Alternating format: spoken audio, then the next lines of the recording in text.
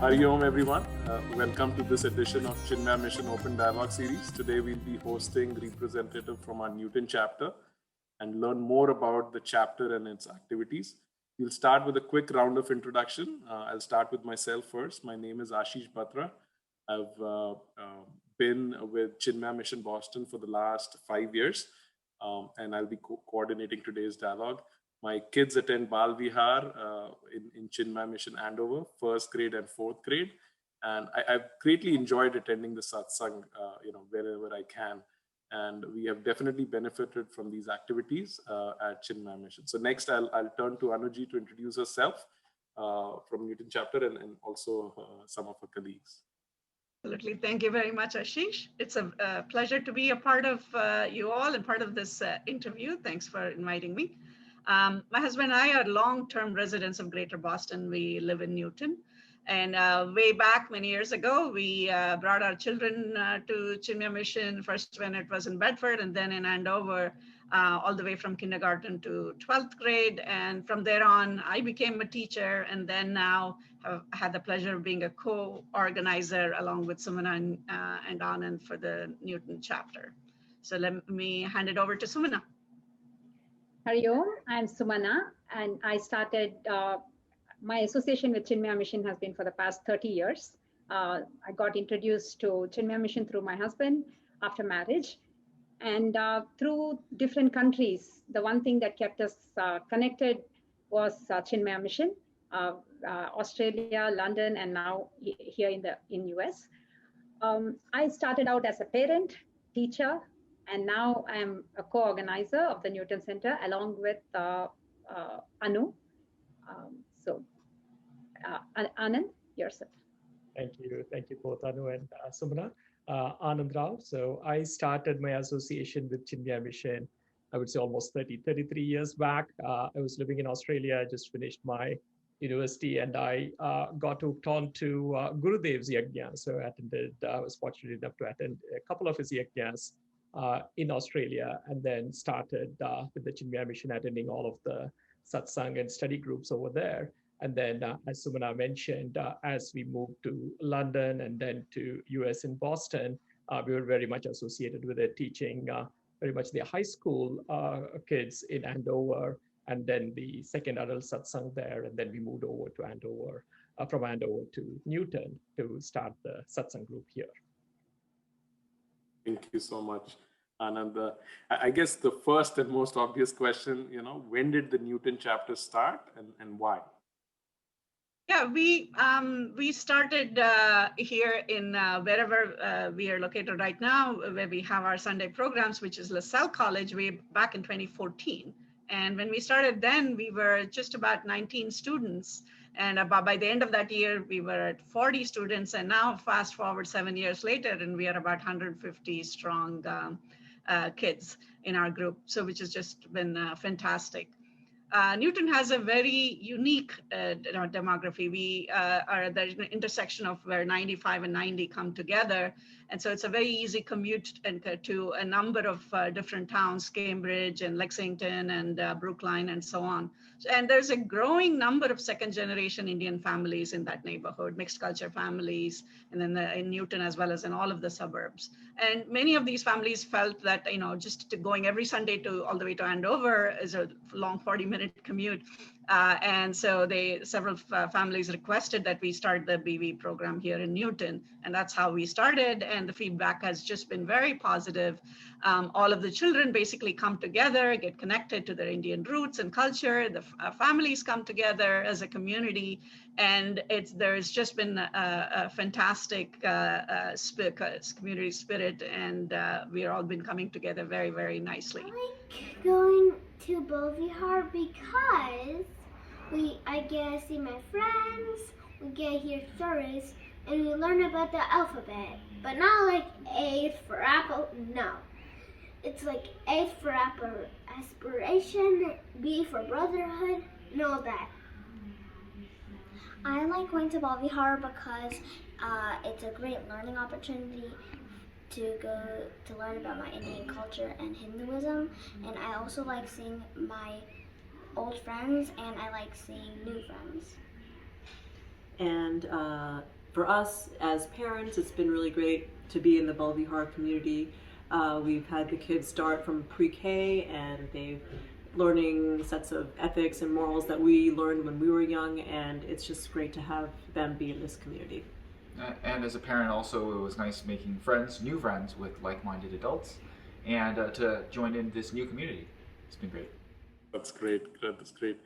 Can you walk us through a typical Sunday in the Newton chapter? Yes, I can do that, especially pre-COVID. So pre-COVID, we basically started at 9 a.m. and started with the classes, the Hindi classes. So all the kids come over to the LSL college, and we had a very good attendance of Hindi classes with split into multiple sections. And after that at 10, we basically start with the assembly. So everyone comes together, and we have around 20 minutes of bhajan, Chinmaya pledge, whatever the festival of the month, and a couple of other things that kids talk about. And then the children go to their Balavihar classes until around 11:30. So 10 to 11:30 is the group session, and we distribute prasad, which is usually some fruits or khichdi at 11:30. The kids are very hungry by then, so they have a nice time. And we start our teachers satsang after that from around 11:45 to 12:45. Of course, with the past year, with all the COVID, things have all changed, but still we are doing very well. There's a good community on Zoom now, and we have been running the Balvihar sessions pretty much very similar to what we do. The only change is that we have the teacher satsang and the adult satsang all together, and we do the classes from 11:30 to 12:30, and Balvihar is just 1 hour, just the class sessions from 10 to 11. So that's the new format. Hopefully someday we'll be getting back to LaSalle College and having face-to-face lessons. Yeah, I hope so too. Do you have a standard curriculum that you follow at Balvihar? Yes, Newton follows pretty much what Chinmaya Mission Andover does. We have changed a little bit to suit our children and just to cater to their interests as well as to challenge them. Small modifications, not much.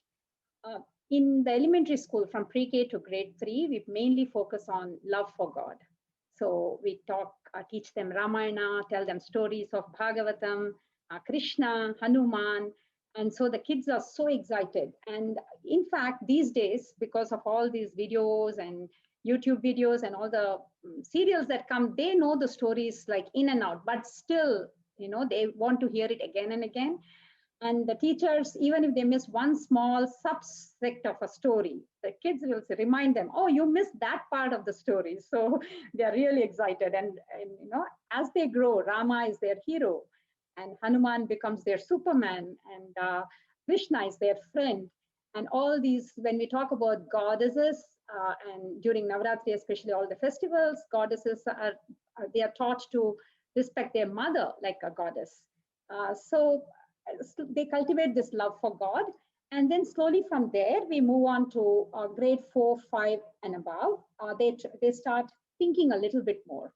So we have Vibhishana Gita taught in grade 5, where through all these stories and values, they realize that Rama is not somewhere out there, Rama is within. They find out the address of Rama, and they realize that Rama lives in the heart of everyone who upholds good values. And moving on to middle school, it's more challenging. They start with India. There's great love for India because they learn about the saints. They learn why India is such a great country. Why is it so sacred? Not just the history and geography, but mainly about the saints of India and great people of India. And then comes Mahabharata. They love it. There's so much analysis being done. The teachers go through, rip the Mahabharata apart. They have debates about good and bad, dharma, adharma, and also they have debates about, contrasting characters. So that way they learn so much on how to live their lives. And what better than Mahabharata to teach about life skills and how to lead your life? Then they are ready to face Bhagavad Gita. So in Newton, we start Bhagavad Gita in grade 8, and the kids are really ready to analyze, discuss among themselves. And so that's where we are right now. We haven't had a high school year yet. I love Bobby Hart because you get to learn about all the great stories and holidays and why you celebrate them, all the 10 avatars, and a bunch of more stuff. That's why I love Bobby Hart. Bye. No, that's great. Now, you say children see sort of a lot of relevance of messages from ancient scriptures, right, in their lives. Now, how can you expect some of the children's growing up in US to connect with their Indian roots and values? But see, that is where really Gurudev's vision comes through so splendidly, right? That he's been able to take this message of Advaita, which is universal, the message of oneness, Vasudhaiva Kutumbakam, and to distill that in a very systematic format, which is really something that can be put together in like a K through 12 curriculum. And it comes through beautifully because it's really set up very well. And as Sumana pointed out, they start with stories, they start with idols, they start with Bhakti Marga in their elementary grades. And so the love for God really comes through. And then we take them gradually from idols to ideals, where the Dharma Marga is basically explored in the middle school years. And then they take that in, they try to internalize it, and they start to debate it through Vichara Marga in the high school years. And so that through all of these different steps, the message, the structure of the curriculum, and together with our fantastic teachers, basically get across that message that the whole world is one big family. We are all connected. And we try to understand each other, understand the universe through scriptures and through the underlying messages that they give us. Because it basically, at the end of the day, the message is really simple, that you respect nature, you love and care for all creatures alike, we harm no one, and spread love and joy. And that is exactly what we are able to get across in the curriculum. And that's the reason why it doesn't matter whether they grow up in India or they grow up in here. That message is universal, and therefore we believe that we are able to get that message across, impart the ancient Indian values, the wisdom to the next generation here in the US. Hari Om. We've been a part of Chinmay Mission since 2014, when our son was just 4 years old. We are really very grateful to have found this wonderful community. For us, Chinmay Mission represents a great connection to our cultural and spiritual roots. Coming from the central part of India, I grew up listening to and chanting Hanuman Chalisa, and we always wanted our kids to learn, but it has been a great struggle. So last year, at the time of lockdown, when Shashi Aunty started Zoom sessions of Hanuman Chalisa, we jumped at the opportunity, and since then it has become a daily routine. This is one of the many examples of how Chinmay Mission has helped us as a family, and we truly feel so blessed and fortunate to be the part of Chinmay Mission. Hari Om. Hari Om. That is so true. That is so true. Now, this past year has been challenging for everyone, to say the least, right? Did it affect the Bal Vihar program in some ways? Yes and no. Zoom has its own advantages.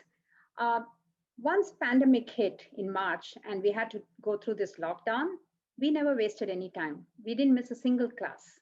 We just right very next Sunday, we jumped into Zoom sessions, and it was a big learning curve for many of the teachers who have not done these Zoom sessions, but we did it. And thanks to Gurudev, I think he's always there. His blessings and grace is always there. And we actually grew this year.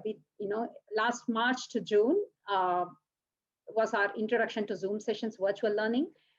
And we were not sure what's going to happen this year, 2020-21, but we had a 35% growth in our membership, which is a great thing. And this is the best, highest growth we have had so far. And we are very happy about that. And thanks to all the teachers, I must say, they have really worked hard. They put in their best, and they always do everything with such a big smile. So our big thanks goes to the teachers. and also to all our members for spreading the word. The children are the best ambassadors. Our Newton kids, I think the credit should go to them. They are the best ambassadors. And Zoom fatigue was there. You could see that some children did not want to attend classes. They didn't want to be on video. But in spite of all that, the learning continued. Different type. They started introducing quizzes, which excites the children. So the kids started telling us what they do in school. And so we started incorporating, oh, you can do this and that. And so it was very nice that we could learn from the children. Yeah, we can try something new here in this class. And some of the teachers actually brought new teaching methods. Like they had these videos, and Anu can probably talk a little bit more. Her co-teacher does that.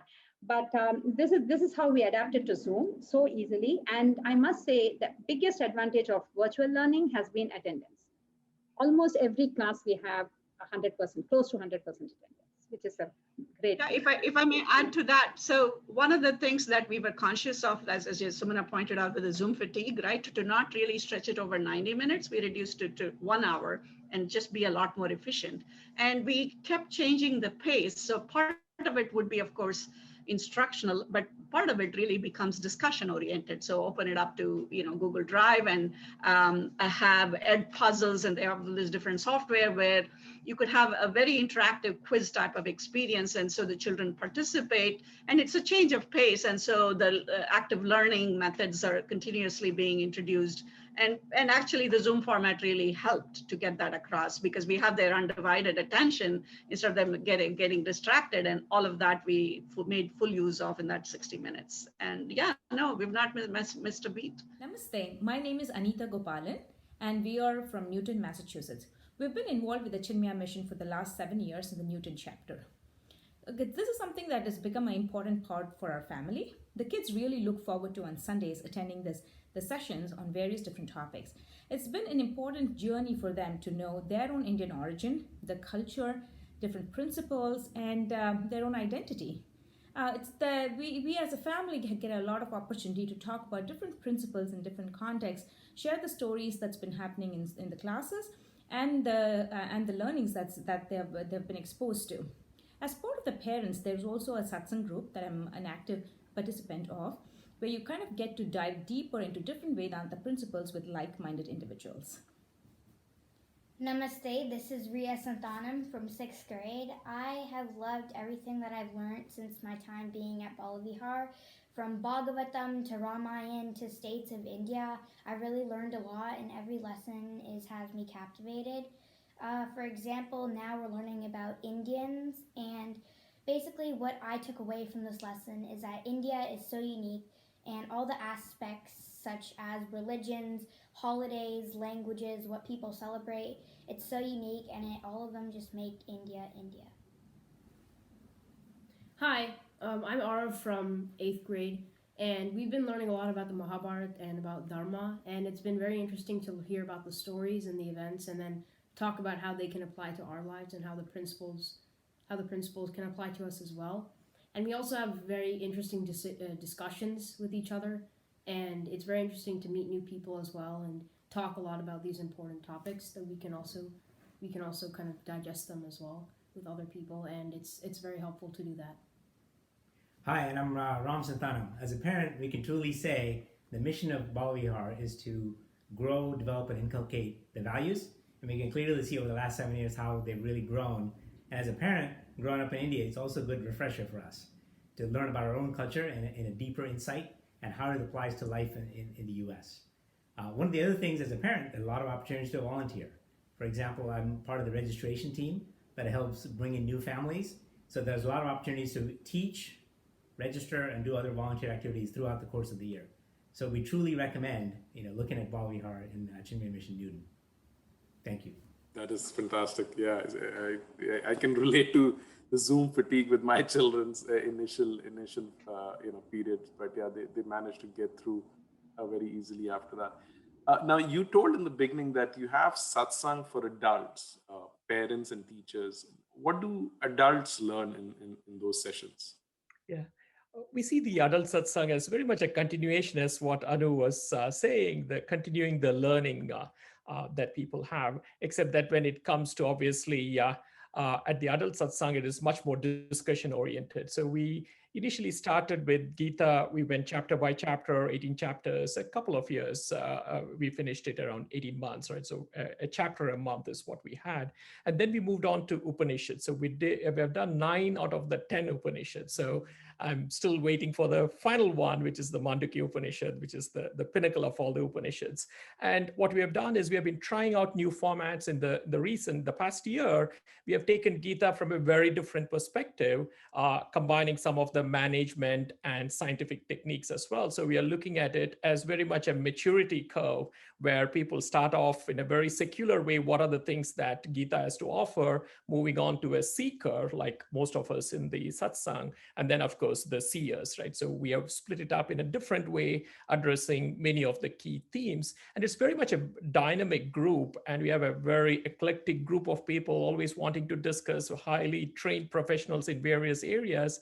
It's really motivating and inspiring in addition to being informative. And what we've also tried to do, similar to what Anu was saying earlier, is because of the Zoom fatigue, try to break it up, right? So we do these classes for 6 to 8 weeks.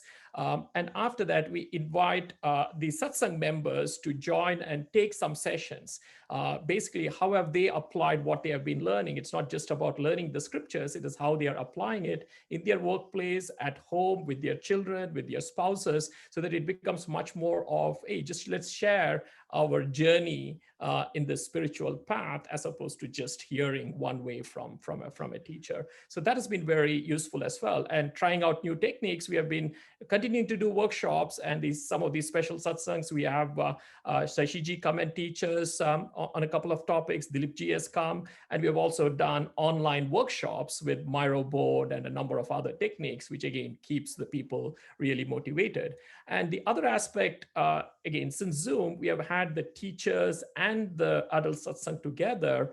And we think it's very, very important for parents to come to their satsang, so that when they go back and when their kids ask them the questions, they can relate the proper story and they can tell the spiritual significance, again, age appropriate as it's needed. So I think that's something that we emphasize. So it's really grown into a real nice family, a Chinmaya family of Newton, where the group is really coming together. And again, same thing with teachers, and they are taking what they are learning from the adult satsang sessions and applying it into the class. And they bring some of the questions that the kids are asking into the adult satsang, where we can have a discussion as well. So it sort of goes both ways. So I think it's a very rich intertwining of both the Balavihar and the adult satsang with the practice of all of our scriptures, not just a theoretical learning.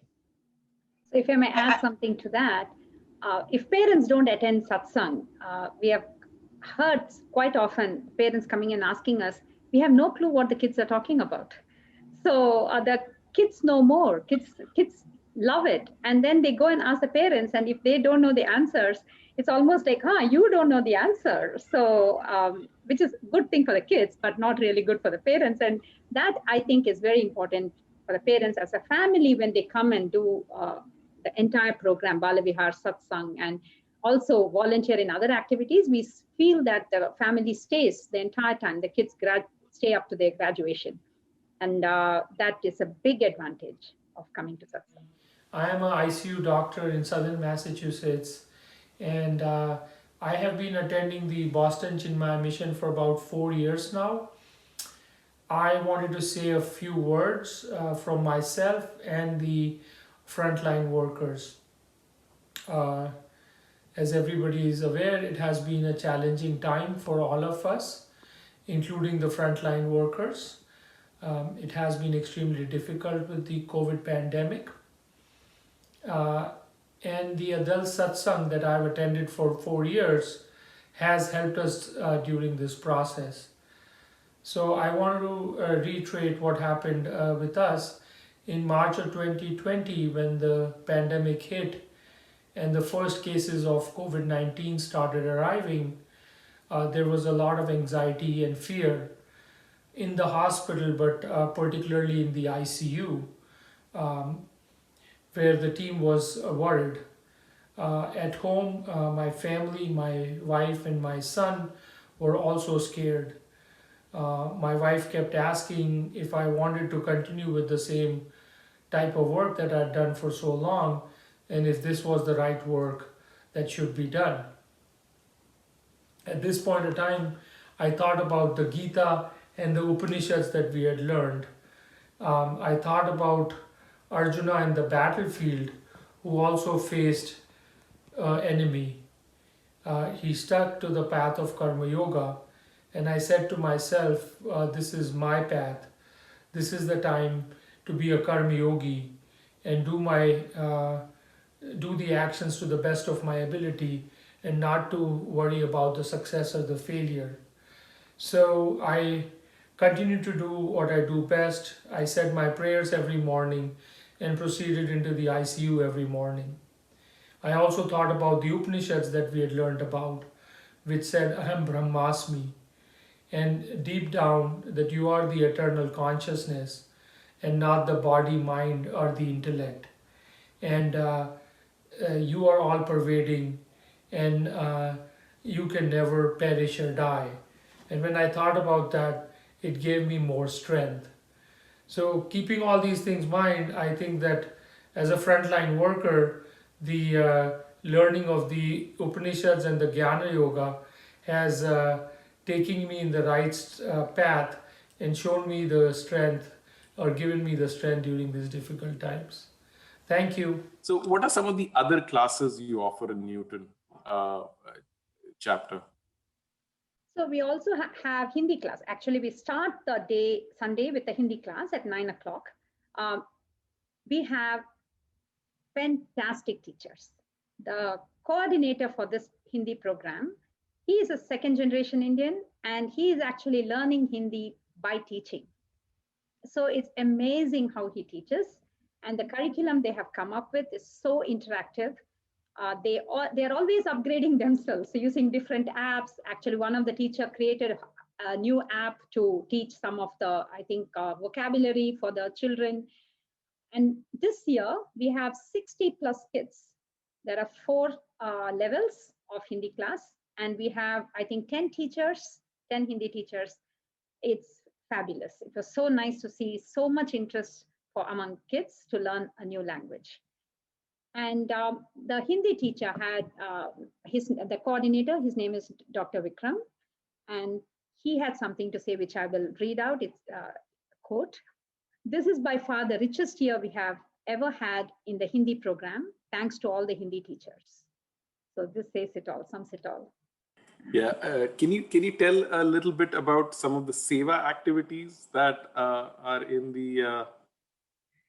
That's right. Yeah, community service or the seva is sort of very much central to the Chinmaya mission vision, and then we have 5 pillars. They are the Balavihar, Satsang, cultural activities, temple activities, and the 5th one being the seva activities. So we have a seva coordinator who organizes charity drives every year, and we take our pledge very seriously: service to the communities, the service to the Lord of Lords, and we have been organizing very different community services, multiple ones every year. In fact, we have a video of the seva coordinator, Sri Priya, talking about some of our recent activities. Hari Om. My name is Sri Priya Narasimhan. I'm one of the teachers in Chinmaya Mission Boston Newton chapter. I'm also the mother of 2 girls who attend Balvihar in Newton. Today I just wanted to talk to you about something that is very close to my heart, which is seva. Every Sunday in our Balavihar, we make a pledge to live a noble life of sacrifice and service. In order to teach our children, in order to demonstrate to them that we mean what we say, at the chapter, Newton chapter, we've been undertaking several seva projects, at least 1 per year, for the last several years. Some of the things that we have done, like we have collected toys for refugee families from Uganda and Bangladesh, and we have delivered it to those families who are currently living in Lowell. Another year, we had collected food items for the Newton Food Pantry. And a couple of years back, we collected birthday party items for children. And through this organization called Birthday Wishes, we delivered these items to the children who would otherwise not be able to celebrate their birthdays just like our own children. This felt very meaningful to all of us, especially the children themselves. And this year, despite COVID, we've been able to use Amazon wishlist to collect self-care items for the Boston Homeless Alliance. So we had made about 50 or so self-care packages for that community. So at Newton chapter, we are so grateful for this opportunity to serve other people. We feel very privileged to be able to do this service. Swami Dhirananda explains SEVA as an acronym for Service Exhausts Vasana Accumulation. So I am very grateful. I'm sure all of us at Newton chapter, we are very grateful to Gurudev for giving us this opportunity to share what we have and to serve others who are in need. I sincerely wish and I pray that we will continue to do what we are doing, and hope we'll have an opportunity to get rid of our own vasanas through this service of for humanity. Thank you very much. Hari Om. No, I was just going to say, producing more than what we consume and giving more than what we take is definitely the spirit that we try to encourage wherever we can, and, to have the children participate in different kinds of activities. We try to have our holiday charity drive. And in addition to that, wherever we can, toy drives or food drives. One thing that the kindergarten the teacher, parents and children organizes a charity drive to donate to Cradles to Crayons and children helping children, that sort of thing. So definitely this is something that we try to do every year. So we also have Swaranjali. I wanted to add to that. The other activities we offer, Swaranjali and Gita chanting. Swaranjali is conducted by Savitri, and she's the coordinator. She's a trained Carnatic musician. And we have a video where she talks about what she does in Swaranjali, how she motivates the kids to learn different bhajans. I am Savitri Kaundinya, the Swaranjali coordinator for the Newton chapter of Chinmaya Bal Vihar. I've been teaching bhajans for the past 4 to 5 years and happy to be a part of this. In our Swaranjali, we have kids ranging from preschoolers to middle schoolers, and I try to incorporate bhajans that could be learned by varied age groups. Younger kids learn some small bhajans in English set to popular nursery rhymes tunes, while older ones learn the ones that are a little bit more challenging. During the COVID times, we have been successfully able to conduct Swaranjali with Zoom, and I think the children learned close to 10 bhajans this year. I'm glad to be a part of this mission and hope I can keep doing this for years to come. We also have Gita chanting. Initially, we used to do it as part of the assembly, and then a couple of years we did it as part of the Gita chanting competition. So we started teaching the kids, and interested kids could participate. But now there's no competition, but we just have a Gita chanting session. And it's so interesting to see, so actually heartwarming to see the children practice so hard and to get perfection in Sanskrit. And some of them actually memorize all the verses. So a few of them have memorized 3 or 4 chapters already. So it's really, really nice to see that. And we have a video of our youngest chanter. He's a kindergartner. And you will see. Oh, hi, I didn't see you there. I like Bhagavad Gita because it's really awesome and it has all 18 chapters. And all the chapters started in the olden days when Krishna told Arjuna everything. And all the chapters are really awesome. You should learn it too. And I was 5 when I started Bhagavad Gita, and now I'm 6. That is great. Yeah, are there any annual events that you have in the chapter? We do, and that's again another fantastic way in which the whole community comes together so very nicely. I try to actually do 2 a year.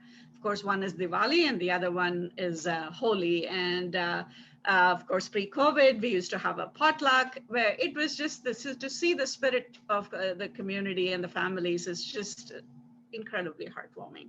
And so joyous, and again brings us to the true spirit of Deepavali, what we experienced growing up in India, sharing the joy, celebrating as a family, and all of that. And another thing that again is something that we look forward to, and we try to do it every other year, is a mela. We do a spring mela, and again, in addition to the group coming together, we have organized it around fantastic food, fantastic talent. We have cooking competition. We've had cricket, which has been a big draw, carom, and all kinds of interesting Indian board games, yoga, and it's just been absolutely fun. And it's just every time it doesn't really disappoint. And that's been, again, something that we really enjoyed. And we hope that we will return to that soon in a few months when everything starts going back to the normal universe. That's the Mela is like the most looked forward event in the year. It's beautiful, and the weather is good at that time. It's usually the last Sunday of the academic year. We do that. In addition to that, we also have Cod Walk. We started that 2 years back, pre-COVID, the year before COVID. So we started doing Cod Walk in Newton. Andover does it, and it was very difficult for our families to go join the session in Andover, where they used to do the walk in Concord. So we started our own, and we had a very good turnout, and they loved it. And in fact, that's going to become an annual event also, the entire Cod Walk, 5-mile walk. That sounds really exciting. I'll make sure to attend the Mela next spring. Any special milestones to look forward to this year? Yes, quite a few. Right, Anu? Yeah. So absolutely. This year was really, we started pretty much scared, I would say, if I can use the word, like what's going to happen, Zoom fatigue and all that. But Gurudev is always there. Like Anu always says, he's there. Somehow he finds teachers. Somehow he finds the energy for all of us to just go. There are times when we think, oh, what are we going to do? And then there's an answer. It just happens. He's there backing us. And this time we have 2 second generation parents as teachers in a couple of classes. It's amazing the stories I hear from their co-teachers. They bring new skills, new ways to teach children. It's almost like seeing this ancient Mahabharata with the new lens, right? Like it's so beautiful the way they teach.